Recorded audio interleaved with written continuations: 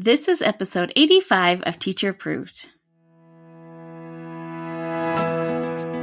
You're listening to Teacher Approved, the podcast helping educators elevate what matters and simplify the rest. I'm Heidi. And I'm Emily.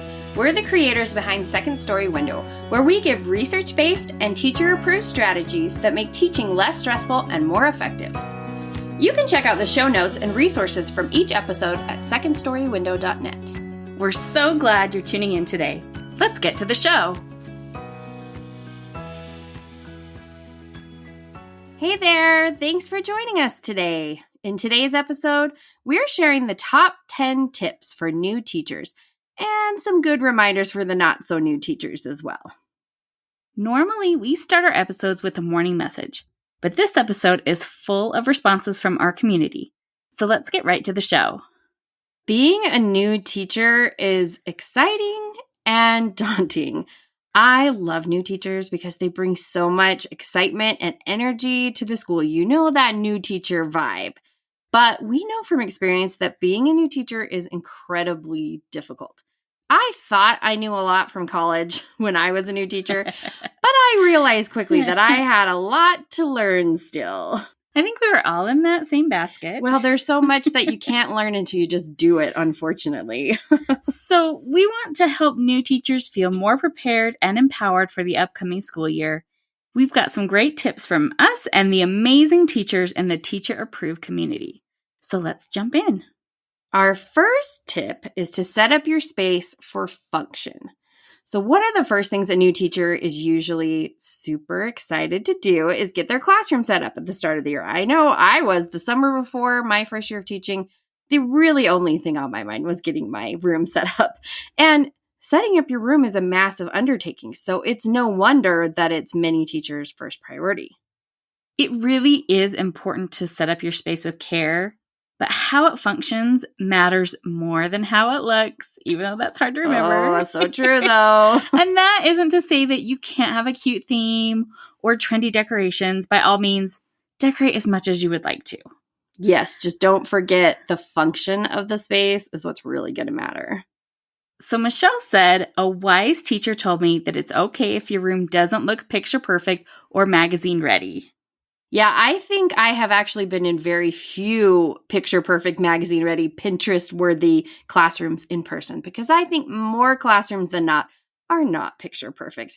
And that's okay because that's not what matters. What matters is how your space works for you. So when you're setting up your classroom, think through what you need your space to do for you and plan it out with those ideas in mind. And adding to that, Jill has this good tip. Don't spend a ton of money at first setting up your room. You really don't know what you need yet. Yes, you really don't. But if you want some more tips on setting up your classroom with function in mind, go back and check out our episode 83. Yeah, we just deep dived all into classroom setup just a couple weeks ago. So our second tip for new teachers is to get organized. Classroom clutter is one of the biggest problems, even for veteran teachers. Maybe especially for veteran teachers. That's true. You got so much more stuff. I'm not looking at anybody, but you know who you are. Me. It's me. Stephanie said, create a place for everything and keep your lesson plans for next year. Start organized. Yeah, you definitely want to start off as organized as you can. It's so much easier to keep up than it is to try and catch up. Yes, absolutely. And Gina suggested, file or scan everything immediately. Don't put it in a pile for later. I wish someone had warned me of this. I threw away a lot of great resources at the end of the year because it was too much to sort through. Oh, I feel this. I had so many piles of papers in my classroom of things I needed to deal with, and it's so hard to go through it later. Just make a rule for yourself that you're going to immediately file or scan your papers. I remember complaining to our mom once that I was so overwhelmed about the mess in my class, and she gave me the guideline, and I know she didn't make it up, that you should only touch paper once. Yes. So whenever you pick it up, the next place it's going is right where it belongs. You're not going to set it down somewhere and then have to deal with it later. Which might be the trash, and that would actually keep the clutter more manageable if you kept up with putting things just right in the trash. But, we can all work on that goal together because I definitely still don't have it mastered. Yes, I got to do that with my mail. The mail. I was just thinking of the pile of mail I have on my counter. Ugh. And that brings us to tip number 3, which is focus on procedures. Yay, we love procedures. One of the most common pieces of advice that our veteran teachers offered is to focus on procedures. And if you listen to this podcast regularly, it will not surprise you that we strongly agree with this tip. If we could, we probably would have this podcast only be about procedures if we could figure out enough to say, because that's how much we like to talk about it. Your procedures and routines are what set the stage for the rest of your year. Getting those solidly introduced at the beginning of the year will save you countless hours of interruptions and correction and management all year long.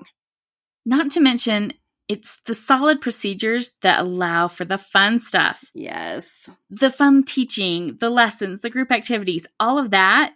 You can't do any of it successfully without having good procedures in place. Yes, as Bill said, be consistent with expectations. Teach them again as frequently as needed. Never settle for, oh, that's good enough for now, or I'll let it pass this time when it comes to expectations. Yeah, that's how you set yourself up for massive headaches. And Sarah said, management is critical and sets the tone for the entire year. You set the standard in the classroom, so don't ever say that they can't do that. Absolutely. If you want to dive more into procedures and routines, we have lots of episodes about that. A great one to start with would be episode 18, which is our Procedures for Success episode. Our fourth tip for new teachers is to build relationships with students and their families. So what matters most as a teacher, of course, is your students.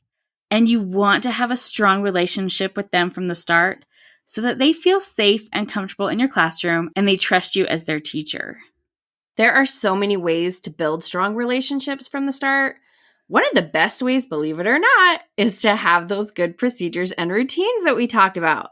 Having clear procedures in place lets your students relax and feel comfortable because they know exactly what to expect when they come to school. And they also feel more comfortable because they know what to expect from you. Besides clear procedures, there are lots of other ways to build relationships with your students right away. One important tip is to display student names in the classroom. At least they should be on the door so that your students feel welcome when they arrive. It's also a good idea to make some form of contact with students and their families before school starts, like by mailing a letter home or even just an email. And you'll want to give your students opportunities to share about themselves and their interests at the beginning of the year. So we like to invite students to bring 3 things from home to share with the class. And we have several students share each day of the first week of school. And just make a note that those 3 things have to fit in the bag you provide them or in their backpack or something like that so you don't get anything too wacky coming in from home. And remind parents nothing expensive or breakable or electronic. Yes, or pets, let's be honest. Oh, yes. Jennifer said, you will have many students, but remember that each one of those kids is someone's entire world. And that's a good perspective to keep in mind. And Tracy says, don't take anything that the kids or their parents say personally. And that's so hard to do. A good teacher is constantly learning and growing. You will make mistakes. You'll cry. You'll be exhausted and wonder what on earth you're doing. But seeing that smile on a child's face when the light bulb comes on, it makes it all worth it. And parents can be the hardest part of teaching at times. So do whatever you can to win them over. Make those contacts home early in the year so you can establish a good relationship with them about positive contact. If they see that you're making an effort to keep them informed of what's going on in the classroom, they're more likely to give you the benefit of the doubt when those hiccups occur. But no matter how great you are at parent communication, please just remember that you can never make everyone happy. Just make sure that you can back up your decisions with a well thought out reason. And that is pretty much the best insurance you can have against critical parents. Yes. Our 5th tip is to build relationships with your teammates and other staff. And this is the number 1 tip we received from other teachers. And I think that's because those relationships can make or break your experience at your school. Oh, absolutely. You can't do it alone, so you need to have a good team on your side. It can be tricky because you're not always going to have teammates that you connect well with. Yeah. I think anyone that's taught for very long, or maybe even just a few months, can have some hair-raising stories about teammates gone wrong. Yeah. But when they're good, your teammates are so good.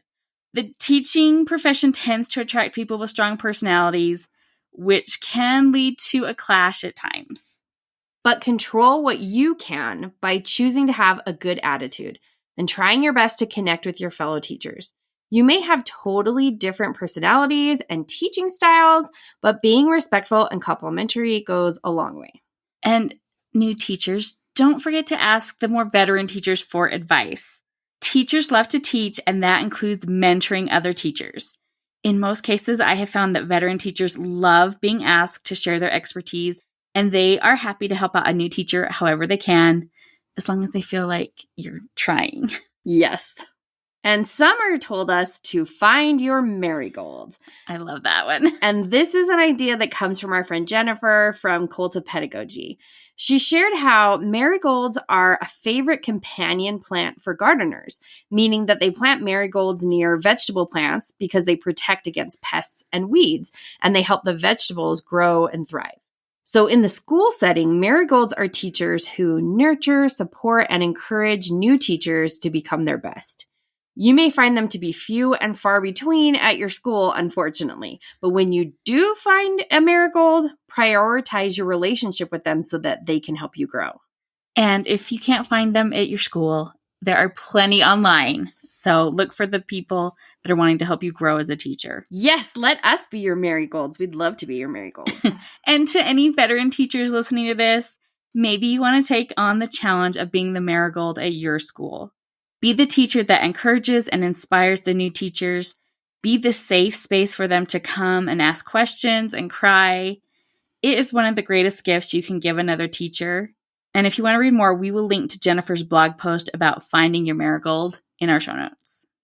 Continuing on, Teresa said, build relationship with students, parents, colleagues, secretaries, custodians, and administrators. We cannot emphasize enough the secretaries and custodians. That's my own interjection to Teresa's comment. She continues, these relationships will help you be the best teacher you can be. Plus, all of this will help your students. Before you know it, you will be doing your best work, and it will be a pleasure to go to work. And Joy says, get to know your team and faculty. It is so important. Don't be afraid to share your data. That's how we make sure all kids are progressing. I think that's such a good tip because when you're the new one, maybe your scores don't match some of what's happening with the veteran teachers' classrooms. It can be really hard to want to discuss that information, but see your team as a team and you can lift each other and help all of the kids that you're responsible for. Marty said, be an active part of your team. You have lots of ideas and they have lots of practical knowledge. So share, ask questions, and do not criticize. Diana said, find your teacher tribe who can be your community to get through each day and celebrate your successes no matter how small it might feel. And Karen said, find a good and trustworthy teacher BFF. They will have your back, listen to your moments, and support you when you need it. You can't do this job alone. You need a friend or two. A teacher BFF is such a gift. It really is.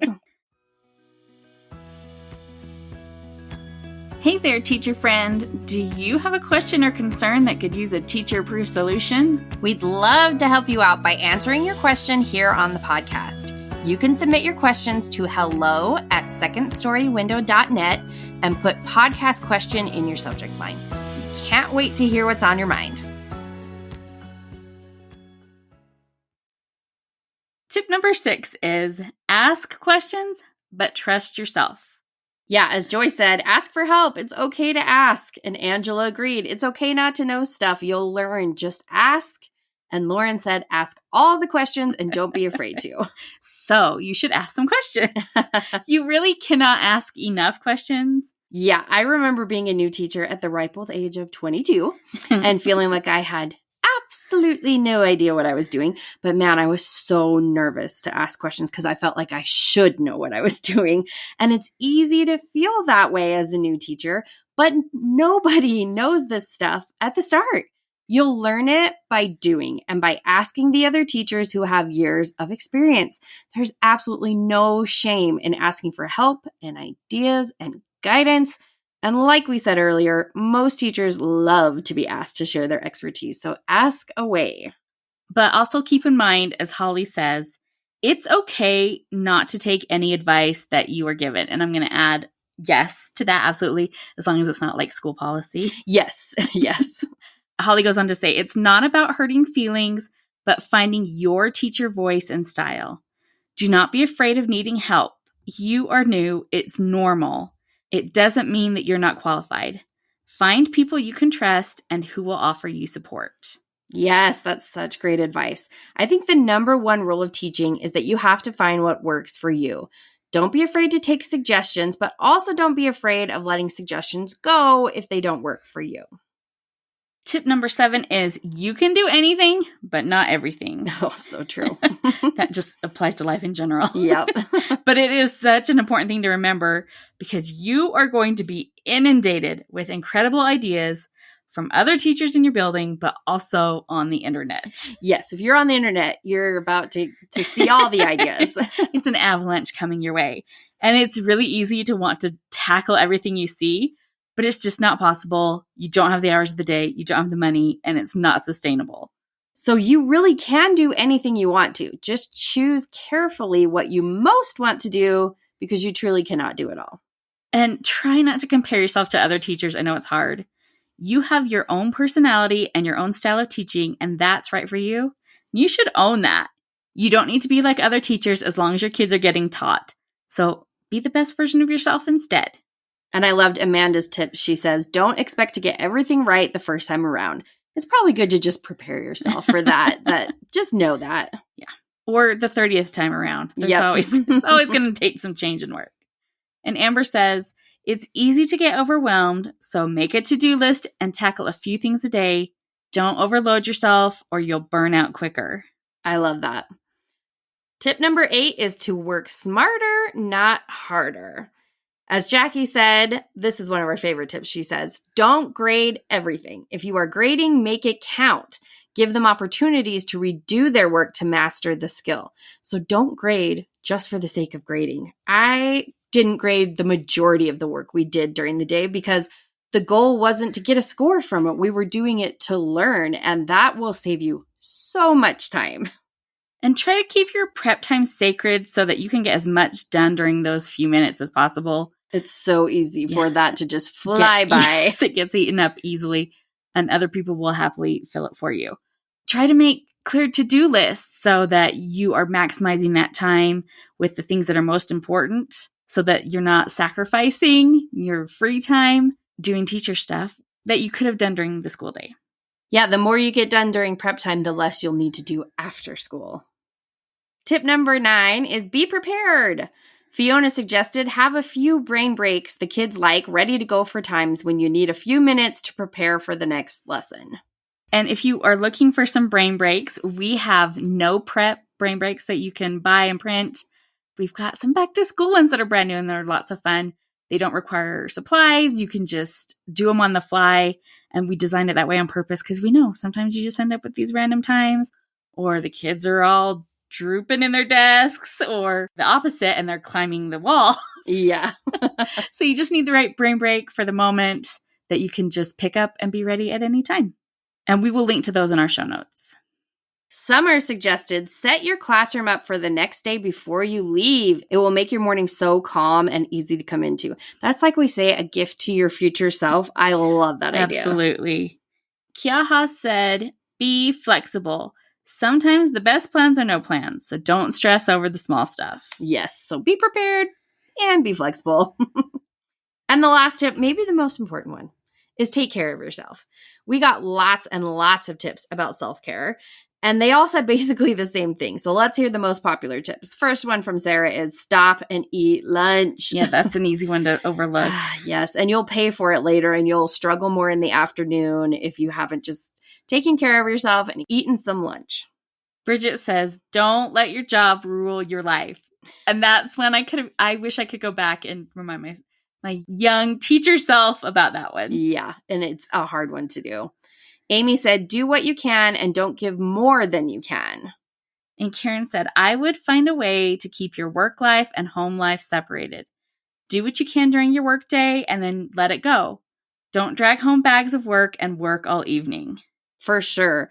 Make that the exception, not the rule, if you ever do have to take work home. And Diana said, also don't feel guilty about asking for help from family and friends for meals, class setup, mental health check-ins, etc. Definitely you need a strong support system in the early years and maybe every year. I think she's right. A couple of other good tips that can help you keep work life and home life separate are avoiding staying late all of the time. When your contract time ends, try to get out the door as soon as you can. And don't put your school email on your phone if you don't have to. You don't need that kind of stress. Yes, save yourself from overwhelm by keeping firm boundaries between your work and your personal time. And remember, just treat yourself like you would a toddler and make sure you get enough sleep, you eat nutritious and filling meals, get sunlight and exercise, and drink plenty of water. So get yourself that giant Stanley cup and You stay deserve hydrated. And also go to the bathroom every time you can because you never know when you'll get your next opportunity. No joke. That should have been the number one tip. We'd love to hear your tips for new teachers. Come join the conversation in our teacher-approved Facebook group. To wrap up the show, we are sharing what we're giving extra credit to this week. Emily, what gets your extra credit? I'm giving extra credit to the new word game from the New York Times called Connections. So we are still avid Wordle players. Every day. We have a friend that we all text our scores every day still. And so I was really excited that they have a new one that we could add to our daily word games. So with Connections, you're given a grid of 16 words, and you have to choose 4 words that you think belong in a group. But like Wordle, you only get a certain number of guesses. And then after you guess a correct category of words, those words are removed from the grid and you try again to find the next category of 4 from the remaining words. And it's tricky because some of the words can often be in 2 different categories. So sneaky. They do that on purpose. So you really have to think. When I get all 4 categories and only 4 guesses, it's so exciting. And it really is fun to play with friends, much like Wordle. You can send your score and it has little colored boxes that at first didn't make a lot of sense, but now that I've been playing, they totally make sense. So it's fun to see how everybody else's experience went with their guesses. It's just a fun word game to add to your day if you enjoy a word game. And send us your score next time you play. Yes, we'd love to see your score. And I always feel so smart if I get the advanced words earlier in the game instead of the easy ones first. Yes. And it's been fun to see with the 3 of us that play, we almost never get them in the same order. So that's always kind of funny to see too. What gets your extra credit, Heidi? So my extra credit is going to all of our new teachers. It's a little bit like watching someone in the path of an avalanche, but you've got this. You are prepared. It will test you in ways that you will not expect. But look around for the other teachers around you. They want to help you. They want to lift you up. They want to give you the good advice that got them through the hard days. And your students are so lucky to have you. They're in your class for a reason because you're the teacher for them. Yes, for sure. So do your best this year. Reach out to us. We're happy to offer advice, to chat, and join us in our Facebook group. There are so many amazing teachers in there. They all love to help. They really do. So you got this. That's it for today's episode. Try out these tips for new teachers. And if you're a veteran teacher, please share these tips with a new teacher in your life. We hope you enjoyed this episode of Teacher Approved. I'm Heidi. And I'm Emily. Thank you for listening. Be sure to follow or subscribe in your podcast apps so that you never miss an episode. You can connect with us and other teachers in the Teacher Approved Facebook group. We'll see you here next week. Bye for now. Bye.